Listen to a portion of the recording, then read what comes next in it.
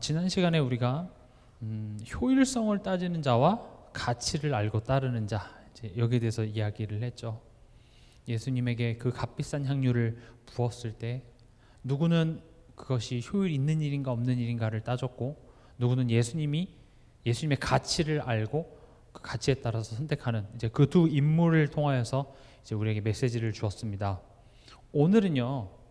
오늘도 지금 비슷하게 이 두 가지 어떤 인물들, 이것을 우리에게 주면서 메시지를 주고 있습니다. 가룟 유다가 나오고 또 이제 제자들 이렇게 나오죠. 가룟 유다가 이제 예수님을 대제사장들에게 이제 금 30에 이제 팔아 넘기는 장면이 나옵니다. 그러면서 11절에 이제 기회를 찾더라. 가룟 유다는 지금 기회를 찾았고, 또 그것과 지금 대비해서 제자들은 예수님께 물어보죠. 6월절 음식을 어디로 가서 어떻게 준비하기를 원하십니까? 해서 예수님 말씀 따라서 갔더니 다 준비되어져 있더라. 이 두 가지가 지금 대비가 되는 거거든요. 누구는 기회를 찾아서 갔고, 똑같은 제자들 아니겠어요? 근데 두 제자는 말씀을 따라 갔더니 이제 결과가 달라진 거죠. 그러니까 기회를 찾는 자와 말씀을 따르는 자, 이 두 가지의 대비라고 볼 수 있습니다. 그래서 우리가 이제 보기를 유다는 그럼 나쁜 사람이고 제자들은 말씀 따라갔으니까 좋은 사람이다, 이렇게 이제 이해하면 쉽죠. 근데 저는 이제 이 말씀을 준비하면서 조금 더 깊게 묵상을 한번 해봤습니다. 왜냐, 우리가 이걸 모르지 않아요. 유다는 기회를 따라갔고 제자들은 말씀을 따라갔더니 됐다, 이건 알겠는데 실제적으로 우리는 삶 속에서 기회를 안 따라갈 수가 있겠냐라는 거죠. 삶에서 기회를 찾아가는 것이 나쁜 건가요? 반대로 그럼 신앙이라는 것은 더 나은 선택, 더 편하고 더 유리한 것들을 선택하지 않는 게 그럼 좋은 신앙이 되는 걸까요? 그런 기회를 다 포기하는 것이 좋은 믿음인 건가요? 오늘 이제 여기에 대해서 좀 질문을 해보려고 합니다. 그래서 오늘 말씀의 제목이 거룩한 기회주의자입니다. 오늘의 결론은 우리 모두 거룩한 기회주의자가 됩시다, 이거예요. 이게 무슨 의미인지 모르면 이게 되게 이상하죠. 기회주의자가 나쁜 거 아닌가? 오늘 설교가 마무리될 때쯤이면 그래, 내가 거룩한 기회주의자가 돼야 되구나 라고 여러분들은 결단하시게 될 겁니다. 기회를 찾는다는 것 나쁜 거 아닙니다. 근데 뭐가 포인트냐면, 나한테 그게 좋은 기회인지 나쁜 기회인지, 그게 내게 유익한지 유익하지 않은지 분별할 수 있는 안목이 내게 없다는 게 이제 문제가 되는 겁니다. 기회는 기회죠. 근데 이게 좋은 기회인지 나쁜 기회인지, 요나가 하나님의 말씀과 반대대로 가는 선택을 했는데 마침 배가 딱 있었죠. 이건 좋은 기회입니까? 나쁜 기회입니까? 그 순간에는 내가 계획했던 대로 딱 모든 게 잘 이루어지기 때문에 너무 좋은 기회였으나, 좋은 기회였습니까? 좋은 기회가 아니죠. 그래서요, 신앙이라는 것은 이런 기회를, 하나님을 위해서 내가 기회를 포기합니다, 이게 아니라 이 참된 기회를 분별하는 것이 중요합니다. 그래서 오늘 제가 설교를 통해서 말씀드릴 세 가지 포인트를 딱 먼저 말씀을 드리겠습니다. 그래서 이것만 딱 여러분들 붙잡으시면 돼요. 첫 번째 포인트는 뭐냐? 기회를 찾는 것 자체는 문제가 아니다. 근데 그 기회를 분별할 우리에게는 능력이 없다. 그래서 우리에게는 말씀이 필요하다. 이게 포인트입니다.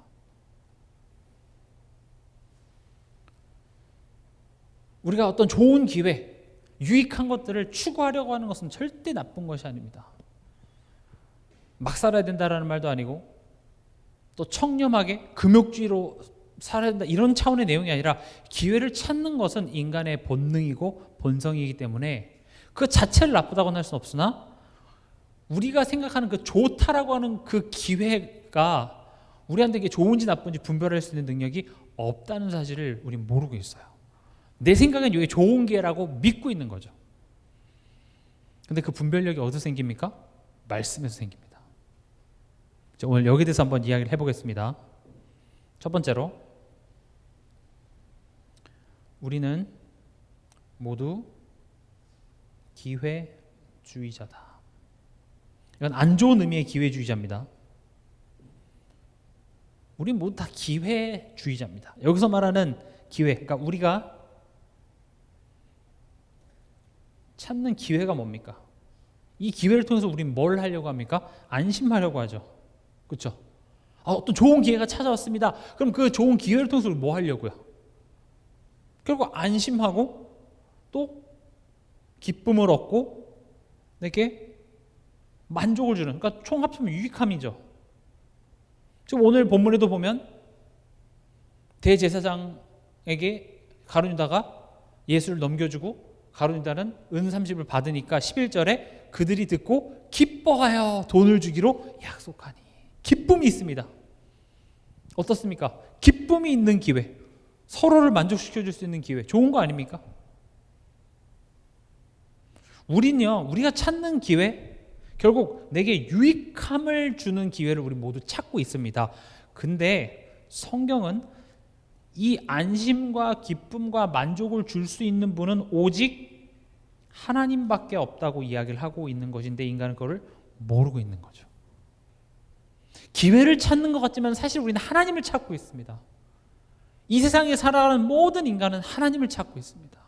단지 이게 하나님이라고 믿지도 못하고 하나님일 거라고 생각지도 못하는 게 포인트죠. 우리는 하나님을 찾고 있습니다. 우리가 그분이 내게 참된 안식을 주고 참된 기쁨을 주고 참된 만족을 주시는 분이 하나님이라고 내가 믿을 수 있는 이유는 하나님이 내게 찾아오셨기 때문에 그래요. 하나님께서 내게 알려주셨기 때문이에요. 그렇지 않았으면 우리도 여전히 내게 안심을 주고 기쁨을 주고 만족을 주는 그런 기회를 계속 찾아 다니는 인생을 살았을 것입니다. 참된 기회라는 것은 하나님과의 관계 회복입니다. 관계 회복되려면 처음에 먼저 구원을 받아야 되겠죠. 그렇죠? 우리가 하나님과의 아예 관계가 단절되어 있기 때문에 구원해 주셔야 됩니다. 또 어떻게 됩니까? 관계 회복이라는 것은 구원 정도가 아니라 하나님께서 우리를 자녀 삼아 주셨습니다.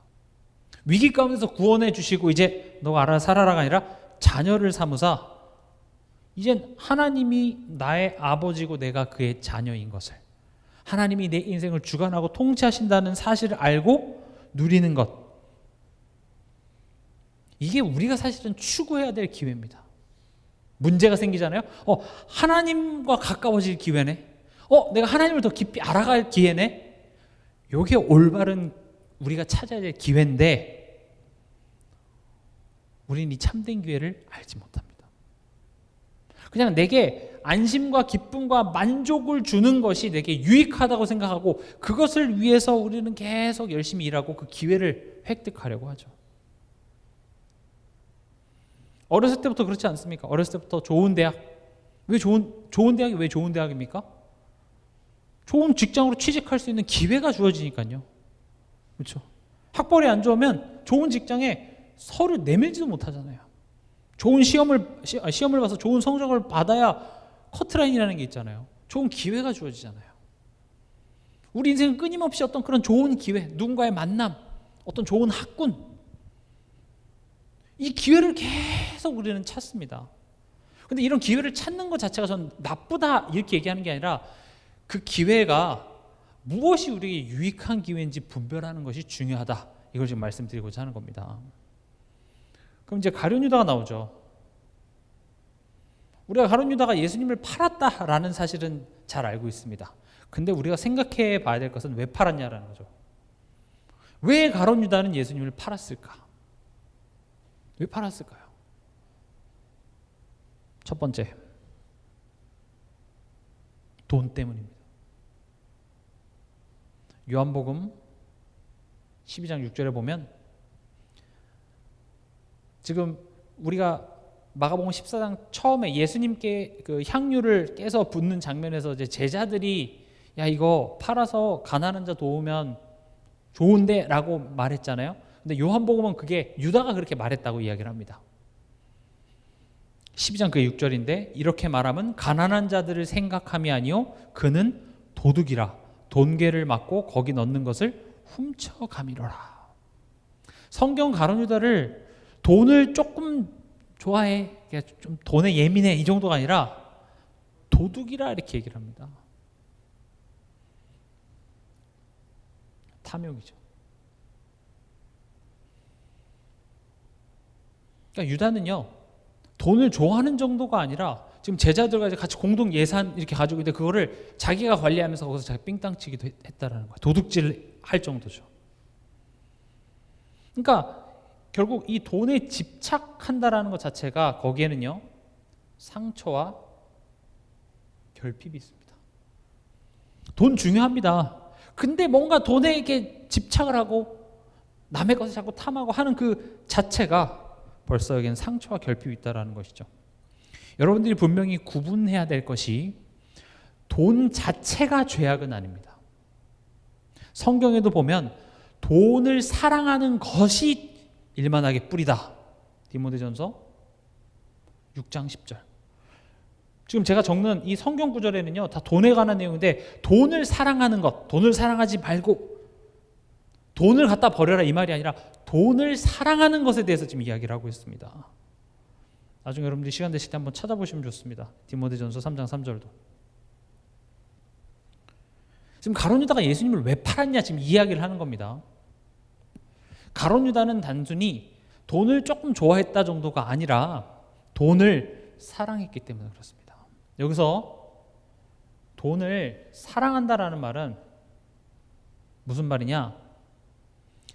하나님만이 줄 수 있고 하나님만이 채울 수 있는 것을 뭘로 대신하는 겁니까? 돈으로 채우려고 하는 겁니다. 돈으로 하나님을 대신함. 그래서 골로새서 3장 5절에 보면 탐심은 곧 뭐라고 했습니까? 우상 숭배라고 했습니다. 돈이 우상 숭배가 아니라 돈을 사랑하는 것. 돈만 있으면 될 것 같은 거예요. 돈 중요합니다. 우리 후대들한테 돈이 무엇인지, 돈을 어떻게 관리해야 되는지 거기서 공부하게 해야 합니다. 돈을 죄악시하고 돈에 대해서 모르면서 결국 돈 거리는 거 결국 우상숭배로 갈 수밖에 없습니다. 돈은 하나의 도구일 뿐입니다. 돈은 우리가 다스려야 될 내용이지 거기에 끌려다니면 안 됩니다. 근데 우리의 삶은 어떻습니까? 돈. 왜 우리는 돈 합니까? 왜 우리는 돈에 집착하죠?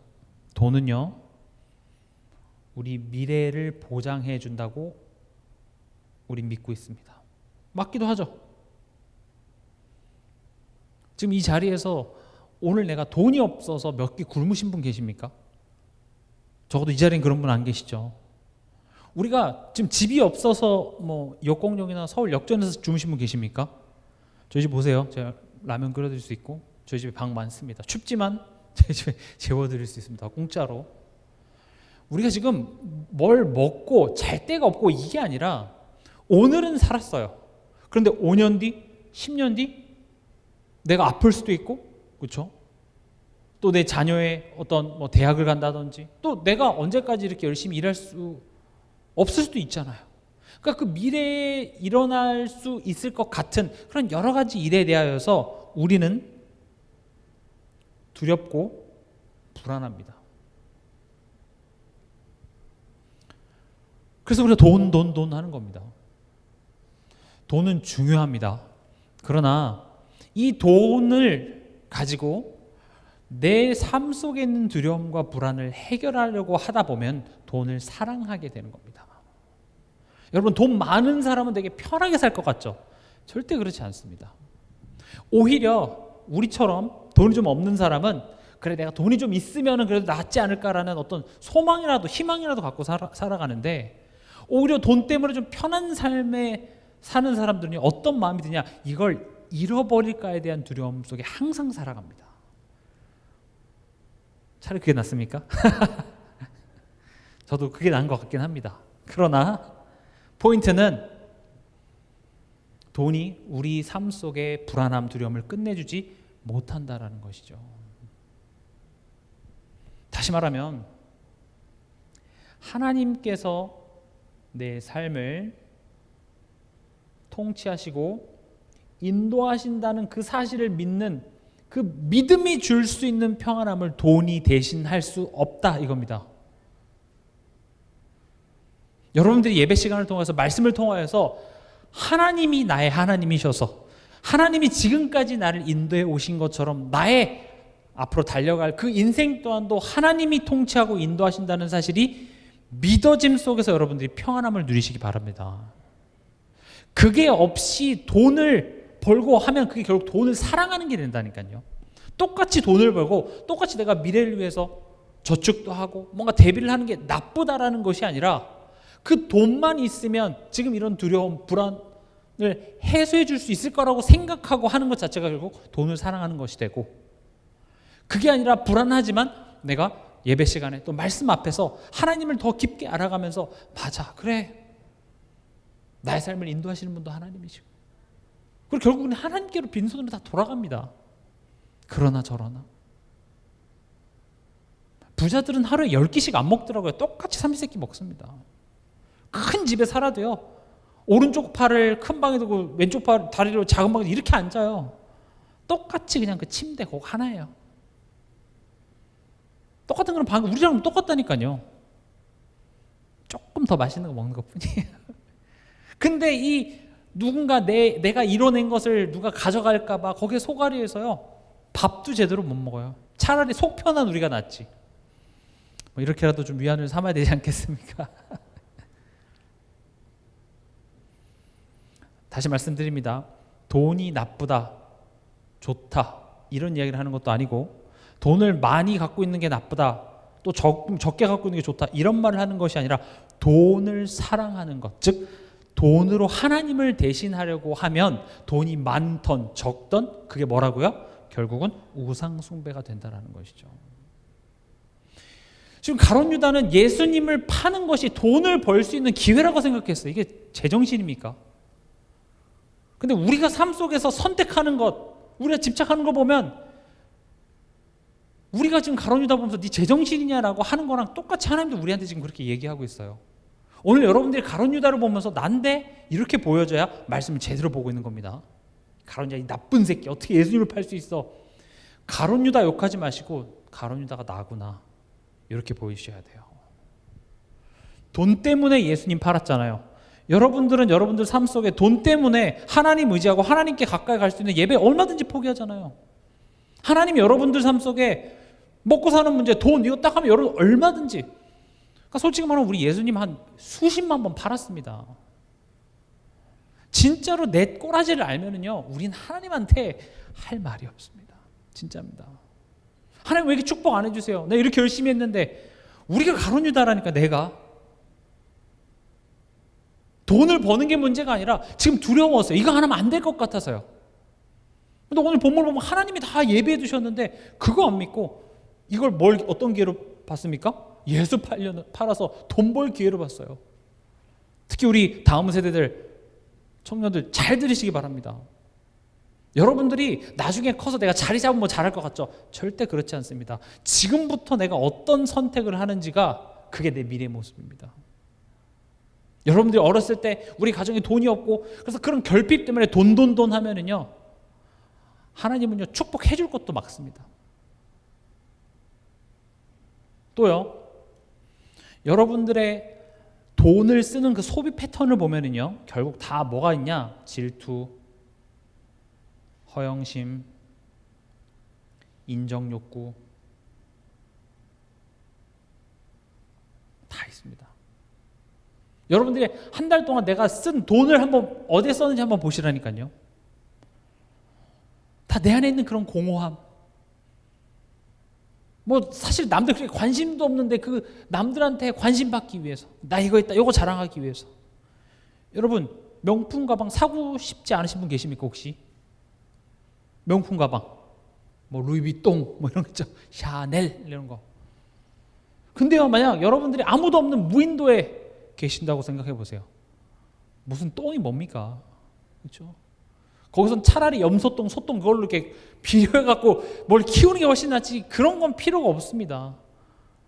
그렇잖아요. 거기에 무슨 쑥 요즘 뭐 이렇게 요즘 뛰니까 그 봄나무를 이렇게 많이 캐시더라고요. 그럼 명품 가방 나물 캐기 별로 좋지 않습니다. 오히려 그냥 이렇게 바구니 이런 게 좋죠. 왜 우린 그런 거 소비합니까? 남들한테 잘 보이려고요. 아니 남들 좋은 차 타고 있으니까 나도 좋은 차 타고 싶은 거잖아요. 남들 그런 집 사니까 나도 그런 집 사고 싶은 거죠. 결국 소비라는 것 자체가 내 안에 있는 이런 결핍, 공허함, 또 나의 낮은 자존감,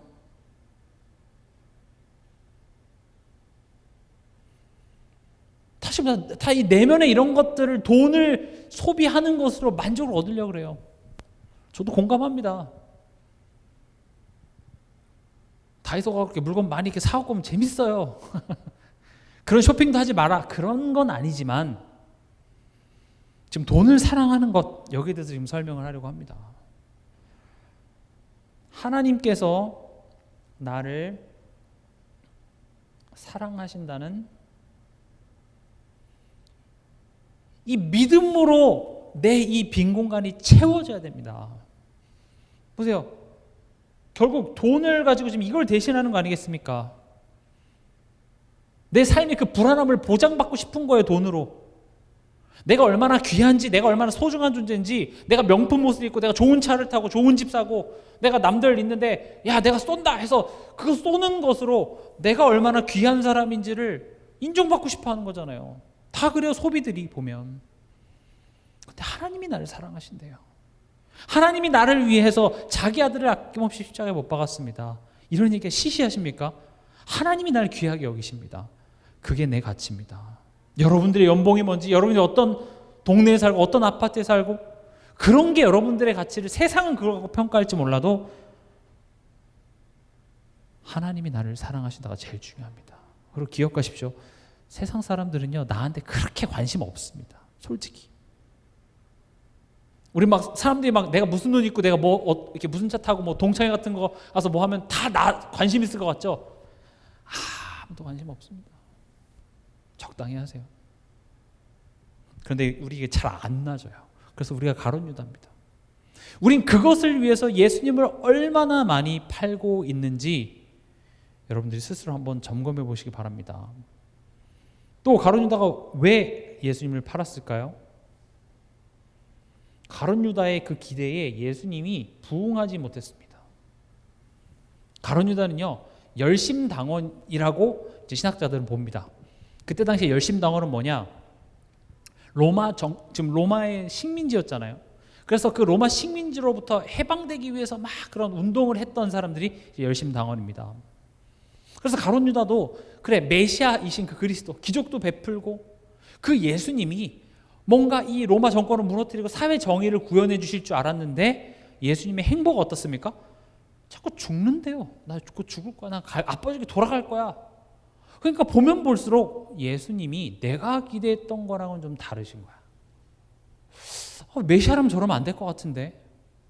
아니 정말로 가룟 유다가 저분이 진짜 메시아가 맞구나 했으면 팔았겠습니까? 안 팔았죠. 나름 내가 메시아라고 내 인생을 올인하고 따랐는데 내 기대와 뭔가 지금 다르게 흘러가니까 예수님을 판 것입니다. 그럼 우리에게도 적용해 보죠. 여러분들의 삶은 어떻습니까? 내 삶을 하나님이 내가 원하는 대로, 내가 기대하는 대로 하나님이 축복을 주시고 인도해 주시던가요? 아마 그렇지 않을 때가 많습니다. 그때 우린 뭘 합니까? 예수님을 팝니다. 하나님 이땐 이렇게 됐었어야 되잖아요. 하나님 이땐 이렇게 역사 되셔야 되는 거 아니었습니까? 여러분은 신앙 안에서 기회를 찾고 계십니까? 내가 그리는 성공과 내가 원하는 행복, 아니면 말씀을 따라가고 있습니까? 지금 이게 어떤 차이냐? 내 삶을 살아가면서 하나님이 내게 도움을 주시고 기회를 주시는 어떤 헬퍼의 역할로 하나님이 계시냐, 아니면 하나님이 내 삶을 인도하시는 주인이시냐, 요 차이거든요. 사실은 말로는 하나님이 내 인생의 주인이십니다 하지만 정작 하나님의 말씀을 따라가기보다는 내가 기대하고 내가 꿈꾸고 내가 옳다고 생각하고 내가 좋아 보이는 것에 하나님이 힘써주지 않으면 우리는 그 하나님을 판다고요. 이번 주에 몇 번 예수님 파셨습니까? 한 번 팔 때마다 은 30 받았으면 여러분들 아마 지금 떼부자 되셨을 겁니다. 질문해 보시기 바랍니다. 여러분들이 진짜 올바로 이 말씀을 내 자신에게 비춰보면 내가 가룟 유다구나, 이렇게 고백하지 않을 수가 없습니다. 하나님은 우리 삶에 좋은 기회를 주시는 분 정도가 아닙니다. 하나님을 감히 그런 잡신들과 비교하지 마시기 바랍니다. 내가 간절히 빌고 하나님한테 치성을 다하고 열심히 하면 복 주는 그런 하나님 아닙니다. 또요, 왜 가룟 유다가 예수님을 팔았습니까? 요한복음 13장 2절에 마귀가 벌써 시몬의 아들 가룟 유다 마음에 예수 팔려는 생각을 넣었더라. 사단입니다. 지금 가룟 유다 마음에 있었던 이 탐심이라는 것은 뭐가 하나님이 된 겁니까? 돈이 하나님 된 겁니다. 그리고 예수님에 대한 실망감, 이 실망감이 뭡니까? 결국 내 기준에 하나님이 맞춰준 게 아니니까 내가 하나님 된 겁니다. 돈이 하나님 되어 있고 내가 하나님 되어 있는 이 내 마음의 상태를 통로로 누가 들어온 겁니까? 사단이 들어온 겁니다. 이게 우리 죄성이죠. 여러분, 이 부분 여러분들이 조금 분명히 이해하셔야 되는 부분이, 사단은 성도라는 것은 내 마음에 지금 성령이 내주하고 인도하시는 자가 성도죠. 그렇죠? 너희가 하나님의 성전인 것과 하나님의 성령이 너희 안에 거하시는 것을 알지 못하느냐, 성도입니다. 사단은 성도의 마음과 생각을 조종할 수 있을까요? 없을까요? 있을까요? 없을까요? 없습니다. 조종할 수 없습니다. 속일 수는 있어도 조종할 수는 없습니다. 이게 굉장히 중요한 부분입니다. 우리는 성령이 내주하시는 사람이기 때문에 사단이 쑥 들어가고 우리를 조종할 수 없습니다. 사단이 강제로 우리의 의지를 빼앗아서 조종할 수 없다는 사실입니다. 그래서 제가 지금 이 통로를 썼죠. 우리의 죄성이라는 이 통로를 통하여서 우리를 속입니다. 조종하는 것과 속이는 건 다릅니다. 불신자, 그 안에 성령이 주장하지 않는 불신자의 마음은 들락날락하죠. 성도라는 것은 지금 내 안에 하나님의 성령이 있다는 것입니다. 여러분, 그거 굉장한 사실입니다. 지금 성경에서 말하는 사단이 이게 조종하는 것은요, 불신자들을 조종하는 거고요. 성도의 마음 생각 조종할 수 없습니다. 다만 우리가 이 죄성을 통해서 이 문을, 뒷구멍을 딱 열어주면 그걸 통과해서 우리를 속이는 거예요, 바깥에서. 그래서 성경이 이야기하는 것은 우리가 그 속이는 사단을 인지하고 영적 싸움하는 것도 중요합니다. 그러나 더 중요한 것은 그 사단의 통로가 되는 우리의 이 죄성, 이걸 원천 봉쇄하라는 겁니다. 쉽게 예를 들어볼게요. 집에 바퀴벌레가 이렇게 보인다. 그러면 바퀴벌레를 죽이는 약을 놓으면 됩니다. 근데 그보다 더 중요한 것은 없었는데 이 바퀴벌레가 지금 외부에서 들어왔다면 어디서 들어왔을까요? 그걸 찾아내는 게 중요하겠죠. 그렇죠? 대부분 이 하수구랑 이렇게 연결된 거기에 이렇게 뭐 빈틈이 있다든지 그런 데서 많이 들어오거든요. 그래서 그 해충 박멸하는 그런 걸 보니까 청소하고 약을 뿌리고 그 다음에 이 바퀴벌레가 어디서 들어왔을 법한 그 통로들을 다 실리콘으로 이렇게 딱 막아버리더라고요. 아무리 약을 뿌려놔도요, 그 통로를 원천 봉쇄하지 않으면 또 들어옵니다. 무슨 말이냐? 사단이 우리가 영적 싸움하고 흑암을 결박하고 너무 중요합니다. 근데 성도의 마음과 생각을 사단이 이렇게 조종하지 못합니다. 내가 자꾸 이 하나님 믿지 못하는 죄성의 이 문을 틈을 자꾸 열어주면요, 그래서 마귀에게 틈을 내주지 말라 그래요. 그럼 마귀를 대적하라. 그럼 마귀가 너희를 두려워할 거다 이렇게 얘기를 한다니까요. 우리가 잘 구분해야 됩니다. 성경에서 귀신 들린 자라든지 불신자들의 마음은 사단이 들어가서 주인 노릇을 합니다. 그것과 성도의 마음을 공격하는 사단은 달라요.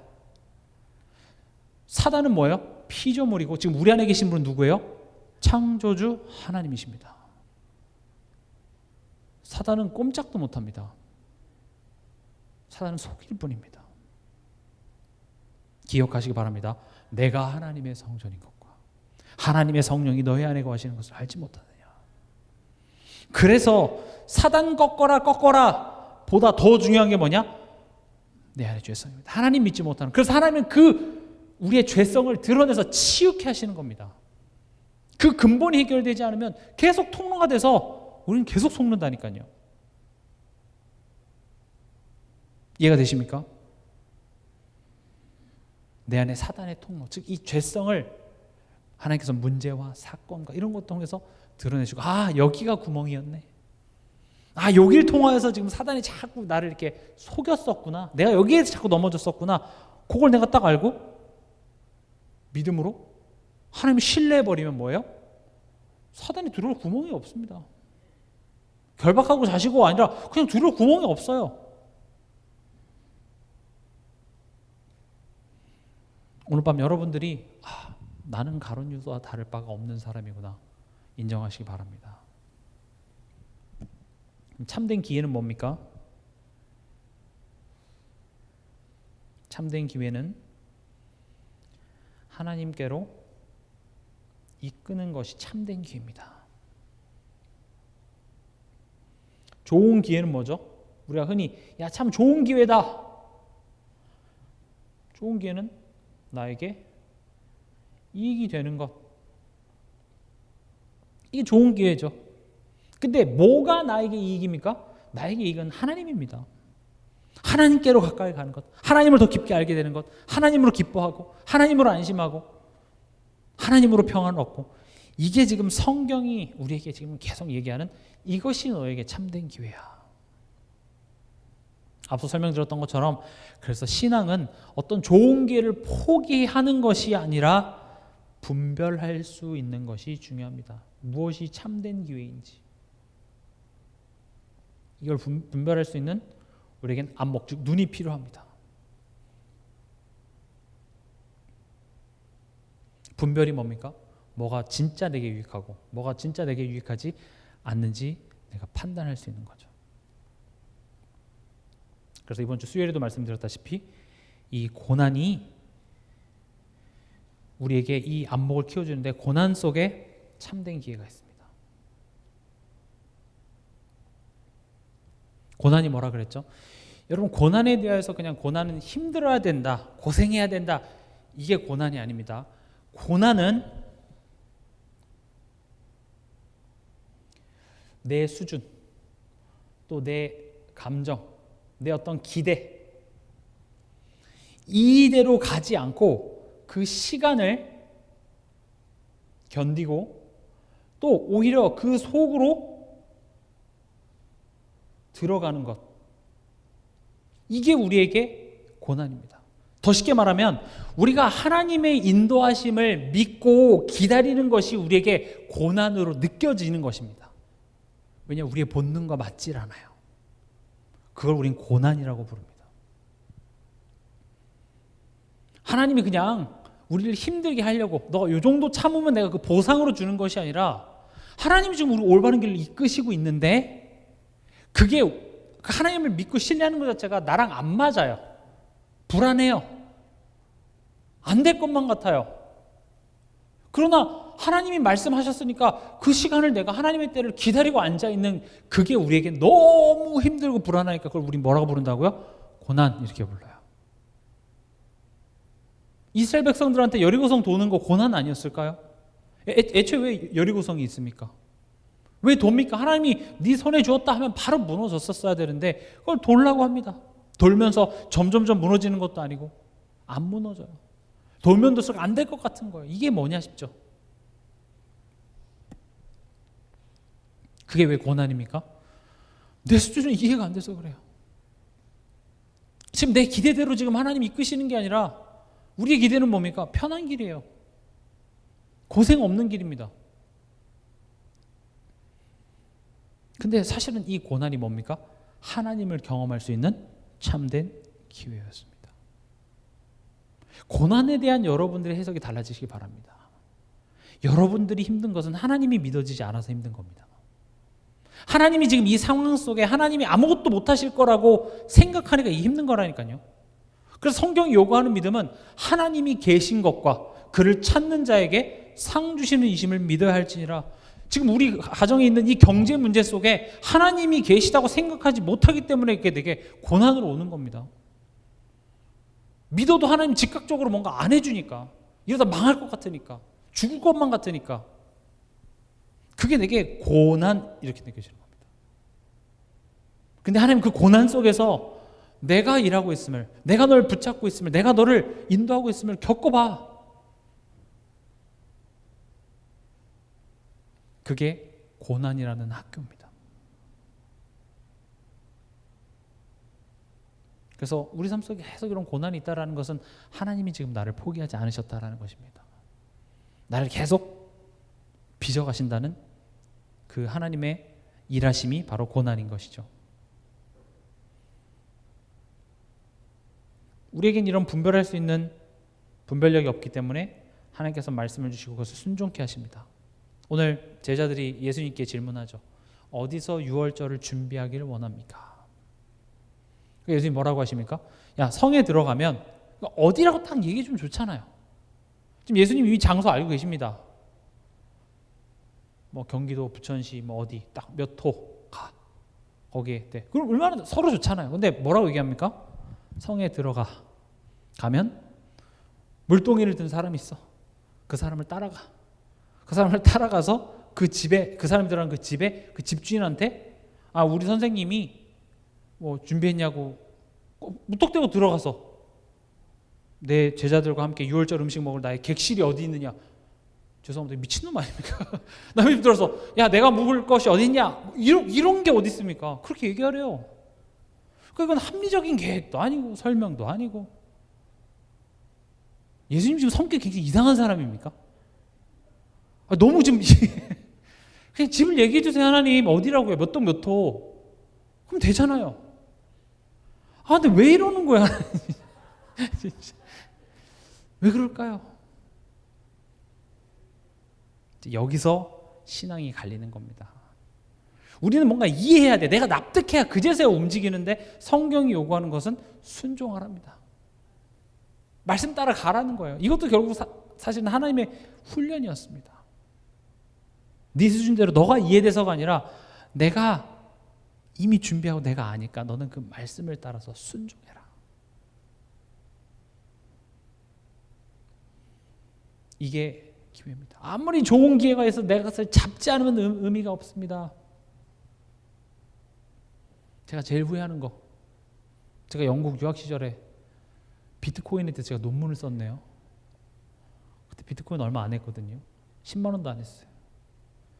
근데 저는 비트코인이 안 좋다 이렇게 썼어요. 뭐 안 좋긴 하죠. 뭐 범죄에 악용될 수도 있고. 그때 심심풀이로 애들 막 사고 그랬어요. 근데 지금 비트코인 한 얼마입니까? 1억이 넘어가죠. 그때 한 100만 원어치 사놨으면 얼마 될게요? 저 여기 안 있습니다. 있죠, 당연히. 교회 뭐 빚도 다 갖고 뭐 했겠죠. 그러니까 좋은 기회가 가도 내가 사지 않았으면 그럴 걸. 제가 아무리 그런 얘기해봤자 아무런 의미가 없습니다. 이미 기회는 갔어요. 기회가 왔을 때 내가 그것을 딱 붙잡는 게 이제 내 기회가 되듯이 하나님께서 지금 말씀을 줬는데 그 말씀을 듣고 내가 그것을 순종하지 않으면 아무런 의미가 없습니다. 우린 다 뭐 할 걸 기회가 왔지만 다 놓쳤잖아요. 왜요? 실행하지 않아서. 내가 정작 선택하는 순종이 없었기 때문에. 그래서 여러분들은 말씀을 듣고 순종. 제가 이번 주 수요일 날 좀 여기에 대해서 구체적으로 말씀드렸죠.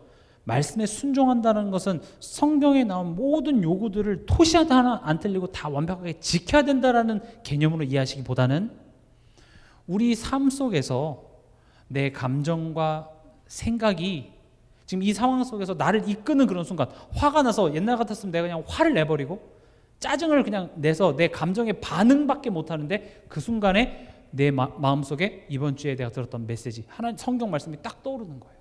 아, 그렇지. 이게 바로 내 안의 여리고성 아닌가?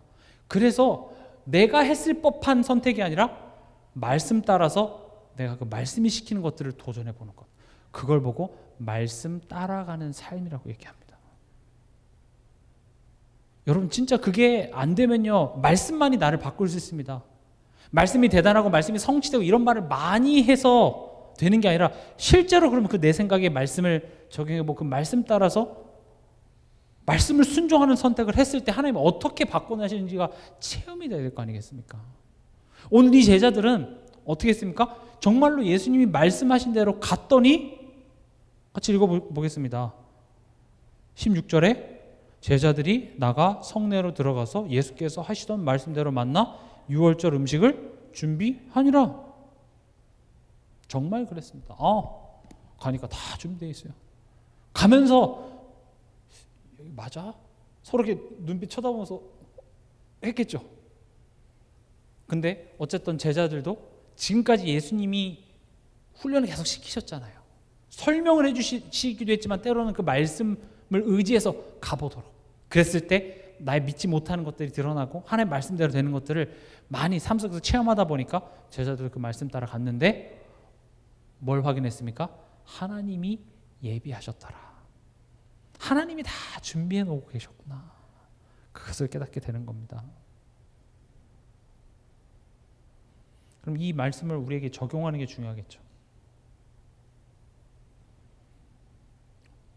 지금 12절에 보면 제자들이 어떻게 했습니까? 제자들이 예수께 여짜오되 우리가 어디로 가서 선생님께서 유월절 음식을 잡수시게 준비하기를 원하시나이까 하매. 여러분, 멈춰서 질문하시기 바랍니다. 우린 그걸 기도라고 부릅니다. 우리가 내가 답을 정해놓고 내가 목적 다 해놓고 하나님 도와주세요가 아니라 내가 이미 정답 가지고 하나님 언제 해줄 거예요? 이게 아니라 나를 향한 하나님 지금 뭘 원하십니까? 멈춰서 그거 기도하시기 바랍니다. 이거 질문하는 게 중요합니다. 한 주간 살아가면서 자녀를 양육하고 또 경제활동을 하고 또 사람들과의 만남 속에서 내 마음대로 내 뜻대로 되지 않는 그런 순간들도 있습니다. 그런 상황들이 내 마음에 만족을 주지 않는 순간들이 있습니다. 그럴 때마다 하나님 언제 해줄 거예요? 이렇게 하지 마시고 멈춰서 질문하시기 바랍니다. 일단 멈추는 것 자체부터가 큰 겁니다. 우린 멈추지 못합니다. 지금 당장 내 마음의 이 불안을 뭐라도 해서 달래려고 해요. 빨리 이 힘듦, 이 불편함을 뭔가로 해소하려고 하는 것이 우리지만 지금 오늘 제자는 어떻게 했습니까? 예수님께 찾아가서 질문했죠. 즉 기도입니다. 질문하는 시간입니다. 여러분들이 평상시 때는 질문 잘 안 합니다. 힘들어봐요. 하나님 뭡니까? 하나님 뭐예요? 그제서야 우리는 하나님한테 질문을 하죠. 질문하시기 바랍니다. 어려움이 오고 문제가 오고 갈등이 오면 그걸 나의 어줍지 않은 경험과 생각으로 이걸 해결하려는 것부터 하지 마시고 뭐부터 하라고요? 멈춰서 기도부터 하시기 바랍니다. 그럼 아무것도 하지 말고 기도만 하고 있으라는 말입니까? 그렇게 얘기하지 마세요. 성경 뭐라고 했습니까? 너희 염려를 다 주께 맡기라. 설거지를 맡겨라. 빨래를 맡겨라. 네 자녀 양육할 일을 하나님께 맡겨라. 그 말이 아니라 염려를 맡기라는 겁니다. 내가 해야 될 일이 분명히 있습니다. 그런데 나는 지금 이 해야 될 일이 힘든 것이 아니라 염려를 하고 있단 말입니다. 불안해하고 있어요. 그럼 하나님 불안 가져가세요 한다고 가져가집니까? 안 가져가질걸요? 하나님 염려 해결해 주세요. 그게 해결되는 게 아니라 염려를 하나님께 맡긴다는 것은 어떤 것이냐?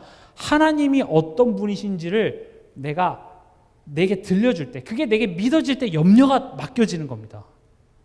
이해가 되십니까? 염려를 주께 맡기라면 염려 가져가 주세요. 안 가져갑니다. 하나님이 나를 사랑하시고 하나님이 나의 아버지라는 것이 어떤 의미인지 또 내 영혼에, 내 마음에, 내 생각에 말씀을 통하여서 들려주지 않으면 염려는 안 사라질 겁니다. 하나님 봤을 땐 그거 지금 돈 문제 아니야. 네가 염려하는 문제야. 너의 염려를 다 주께 맡기래요. 그러니까 우리가 상식적으로도 염려하고 두려움만 안 해도 이 판단력이 흐려지지가 않는다니까요. 두려울 때 판단력이 흐려집니다. 그래서 여러분들이 중요한 어떤 선택을 할 때 지금 내 마음이 복잡하다면 그 복잡한 마음부터 해결하고 선택하시기 바랍니다. 내가 좋은 선택을 하든 나쁜 선택을 하든 하나님 모두 다 축복으로 바꾸실 수 있으나 지금 하나님은 내가 어떤 선택을 해서 어떤 결과를 내는 것에 관심이 있는 것이 아니라 염려하고 있는 나에게 지금 관심이 있는 겁니다. 염려를 주께 맡기시기 바랍니다. 염려를 주께 맡기기 위해서는 여호와를 알자. 힘써 여호와를 알자. 하나님에 대한 나에 대한 하나님의 마음을 가장 잘 설명한 게 뭡니까? 예수 그리스도 십자가. 그 사랑의 내용을 내 영혼에 들려줄 때 세상과 나는 간 곳 없고 구속한 주만 보이도다. 슬픔 많은 이 세상이 천국으로 화하도다. 이것들 여러분들이 누리시기 바랍니다. 멈춰서 질문했을 때 어떻게 했습니까? 예수님께서 말씀을 주셨습니다. 말씀을 붙잡으시기 바랍니다. 여러분 이번 주에 강단 말씀 있죠?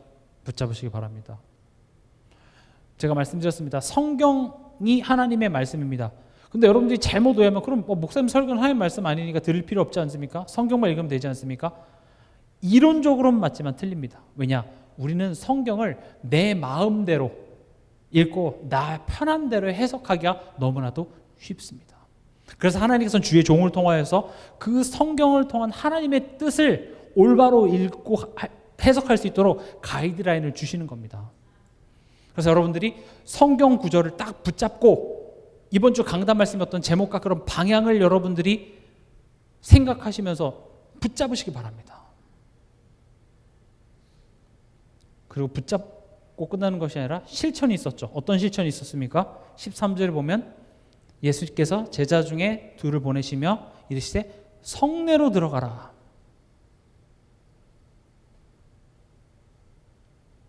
이건 뭡니까? 우리에게 있어서 삶입니다.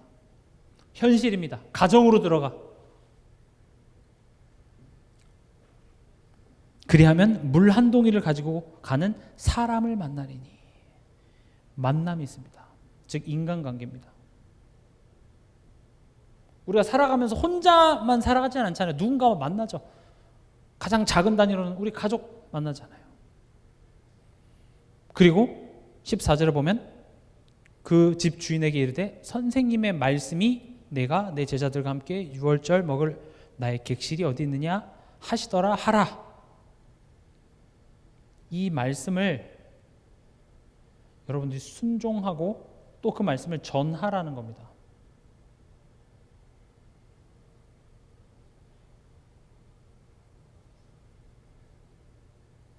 여러분들 삶 속에서 지금 삶의 예배를 설명하는 겁니다. 지금 예수님이 친히 지금 제자들에게 하신 말씀, 너의 삶으로 들어가서 너의 삶 속에 만나지는 그 모든 관계 속에서 하나님의 말씀을 듣고 그걸 순종해봐.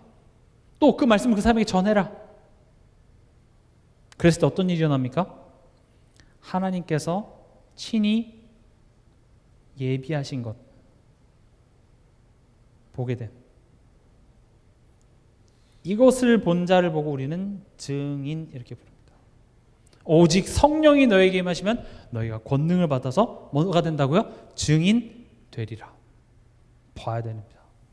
말씀 붙잡고 내가 삶 속에 들어가서 그런 만남 속에서 내 감정, 내 생각, 내 기준, 내 경험으로 하는 것이 아니라 말씀을 떠올려서 그 말씀에 순종하고 말씀을 전할 때에 하나님이 친히 예비하신 것을 보게 될 것이다.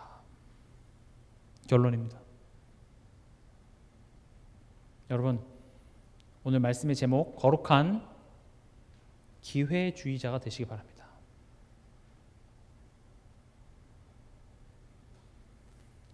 거룩한 기회주의자가 뭡니까? 참된 기회가 무엇인지를 알고 그 기회를 붙잡으라 이 말입니다.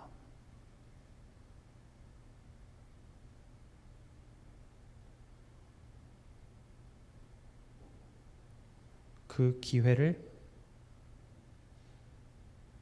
붙잡기를 힘쓰라. 우리 삶 속에 일어나는 모든 만남, 사건, 갈등 뭡니까? 하나님과 가까워질 기회입니다. 하나님을 더 깊이 알게 될 기회입니다. 하나님께 기도할 기회입니다. 하나님께 엎드릴 기회입니다.